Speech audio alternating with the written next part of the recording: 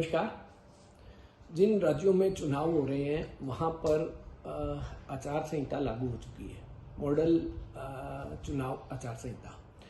और आम आदमी को जो सबसे बड़ी परेशानी उठानी पड़ रही है वो कैश को कैरी करने के लिए, मतलब नगद को वो जब लेकर जाते हैं और उनकी जांच होती है उसको लेकर आम आदमी अनभिज्ञ है और उनको इसके बारे में जानकारी नहीं है कि क्या करना चाहिए। मैं थोड़ी सी जानकारी इसमें देना चाहता हूँ। यदि आप कहीं पर ट्रैवल कर रहे हैं या अपने ही डिस्ट्रिक्ट में या अपने घर से बाहर निकल रहे हैं और आपके पास 50,000 रुपए से ज़्यादा का कैश है, नगद है, तो आपको 3 डॉक्यूमेंट अपने साथ में रखने हैं। एक, सबसे पहला आपका खुद का प्रमाण पत्र, भी आप कौन है, आपका जांच पत्र जो भी हो सकता है, पैन कार्ड, आधार कार्ड या जो भी जांच का पत्र है। दूसरा, वो जो कैश आप कैरी कर रहे हैं उसके साथ में आपका क्या संबंध है, ये आपकी इसमें जानकारी होनी चाहिए।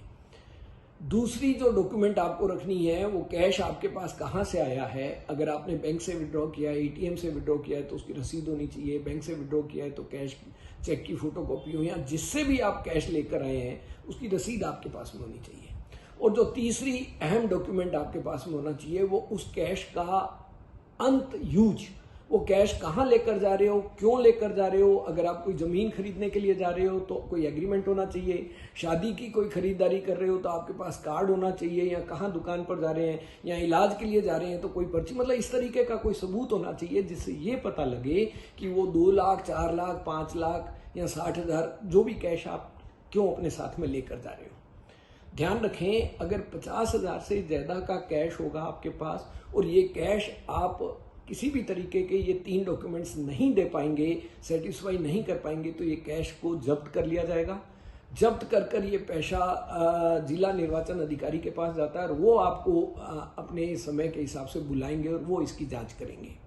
यदि नगद 10 लाख से ज़्यादा पाया जाता है आपके पास में तो इसके लिए आयकर विभाग के अन्वेषण जो उनकी जांच टीम है उसको सूचना देनी जरूरी हो जाती है और वो लोग इसके सोर्स के बारे में पता करते हैं, मतलब एक और एजेंसी इसके अंदर इन्वॉल्व हो जाती है। ध्यान रखें, 50,000 से कम के बारे में भी आपसे जानकारी पूछी जा सकती है। आपको बतानी पड़ेगी ये पैसा कहाँ से आया, क्यों लेके जा रहे हो। और 50,000 से ज़्यादा पर तो ये जो लिमिट है 50,000 की, ये पर हेड है। अगर आप 4 आदमी यात्रा कर रहे हैं तो चारों के पास अलग अलग 50,000 हो सकते हैं, लेकिन ये अगर आपने चारों का एक साथ करके 2 लाख रुपए एक साथ में रख दिया तो वो 3 डॉक्यूमेंट आपको चाहिए होंगे। इसलिए अगर कुछ लोग एक साथ यात्रा कर रहे हैं तो अपने अपने पैसे को अलग अलग रखें, उनके लिए अलग अलग संतोषजनक जवाब आपके पास होना चाहिए। ये model election code of conduct के अंदर दिया गया है, इसकी जानकारी रखनी चाहिए। इसके बारे में एक बड़ी इंटरेस्टिंग आपको जानकारी देना चाहता हूँ। लोकसभा चुनाव 2019 के अंदर जो हुए थे उसके अंदर 3,456 करोड़ रुपए जब्त किए गए थे प्रशासन द्वारा। और ये जो पैसा है ये 2014 के इलेक्शन कमीशन द्वारा जो जांच की है, पता किया है, टोटल खर्चा जो भारत के इलेक्शन का हुआ था उसका 20%, 19% ये खर्चा था। इसलिए कृपया ध्यान रखें, इन चीज़ों की जानकारी रखेंगे तो आप सुविधा में रहेंगे। नॉर्मली आम आदमी को इसके बारे में जानकारी नहीं होती। ज़्यादा पैसा लेकर नहीं चलें, पैसा आपके पास है तो उसका संतोषजनक आपके पास में जवाब रहना चाहिए। धन्यवाद।